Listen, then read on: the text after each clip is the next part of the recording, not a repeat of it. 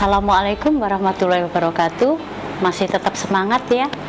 Nah, kita lanjutkan lagi untuk materi selanjutnya di dalam penyusunan studi kelayakan bisnis. Ya, kemarin kita di video sebelumnya kita sampai ke bab 2. Sekarang melanjutkan ke bab 3 yang merupakan materi 4, yaitu tentang aspek teknis dan teknologis ya. Jadi sekali lagi, membuat studi kelayakan bisnis itu harus berdasar pada riset ya. Riset pertama yang harus kita lakukan tentang riset pasar. Di situ kalau sudah diketahui seberapa besar market space, market share-nya, kemudian juga segmen pasar yang kita bidik dan lain-lain, sudah melakukan analisis SWOT-nya juga, sehingga kita bisa menetapkan bagaimana aspek teknis dan teknologisnya untuk dari hasil riset itu kemudian ditindaklanjuti kepada aspek teknis dan teknologi ya. Dari aspek teknis dan teknologi ini sekali lagi dilakukan setelah aspek pasar yang tentunya menunjukkan adanya market share, market space dan market share yang baik ya.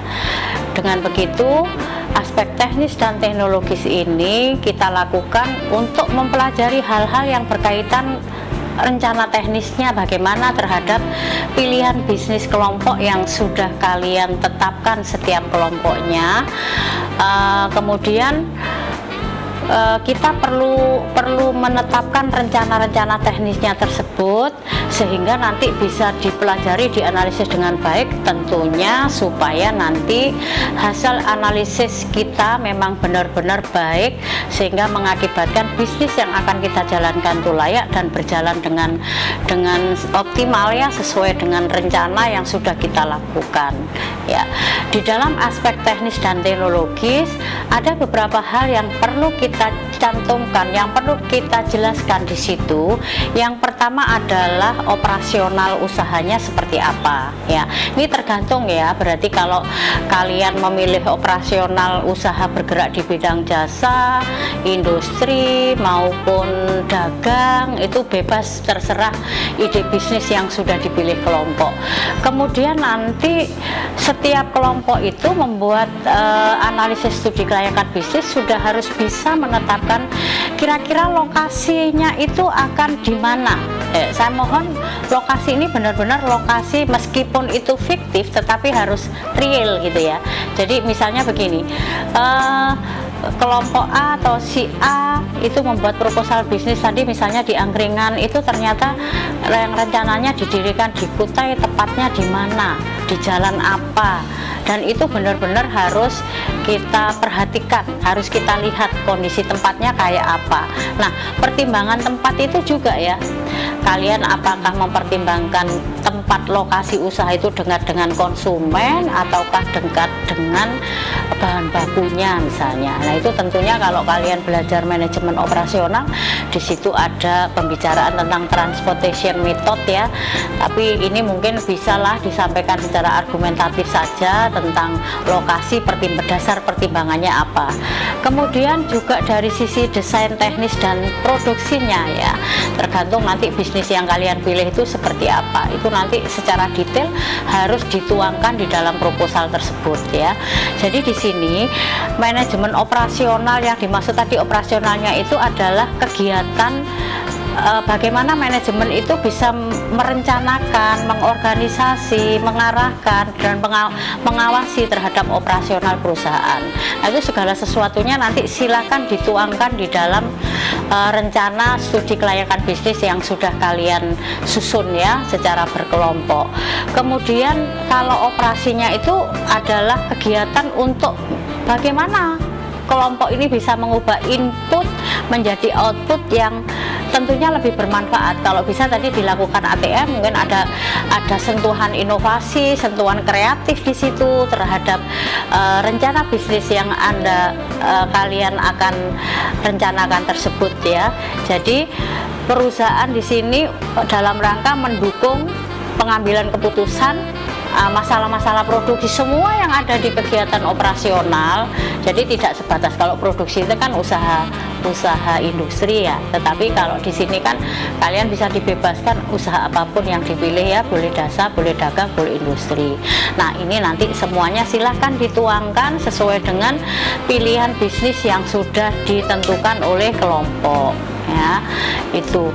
Nah terkait lokasi tadi, lokasi perusahaan, tentunya silahkan dipertimbangkan di situ, meskipun kalian tidak melakukan analisis menggunakan metode transportasi metode itu, di mana di sini perusahaan, kalau kita akan mendirikan sebuah perusahaan itu mesti harus dihitung dulu ya, tepatnya lebih baik berada di dekat pasar atau dekat konsumen, itu pasti ada hitung-hitungannya tentunya atas dasar biaya yang paling efisien. Tetapi untuk kali ini nggak perlulah kita melakukan detail-detail banget, gunakan aja lah amatan kalian semua di sekitar situ. Kenapa pertimbangannya kok dekat dengan konsumennya? Mungkin di situ di daerah kampus ya, yang dimana kalau dekat dengan konsumen tuh kemungkinan bisnis yang kita jalankan itu konsumennya sudah terlihat di depan mata, itu rencana-rencana market share-nya tadi ya. Atau bisa jadi kalau misalnya ini kita mendirikan usaha-usaha yang sekiranya mungkin dengan pertimbangan bahan bakunya kalau jauh itu justru mengeluarkan biaya yang besar, nah maka kita putuskan untuk dekat dengan bahan baku lokasinya, boleh saja. Atau barangkali dekat dengan penyedia tenaga kerjanya, mungkin kalau kalian padat karya di situ yang membutuhkan tenaga kerja yang agak banyak ya, otomatis mungkin kalau tenaga kerjanya jauh itu kan pertimbangan salary-nya dan seterusnya, berbagai macam pertimbangan itu lebih tidak efisien ya, nggak apa-apa ya. Situ silakan diberikan ulasan-ulasan termasuk dengan pengangkutan, tersedianya listrik, air, telepon dan lain-lain. Silahkan nanti kalian ulas di dalam proposal tentang aspek teknis teknologi, khususnya tentang lokasi usahanya ya. Itu nanti silahkan disampaikan secara detail ya.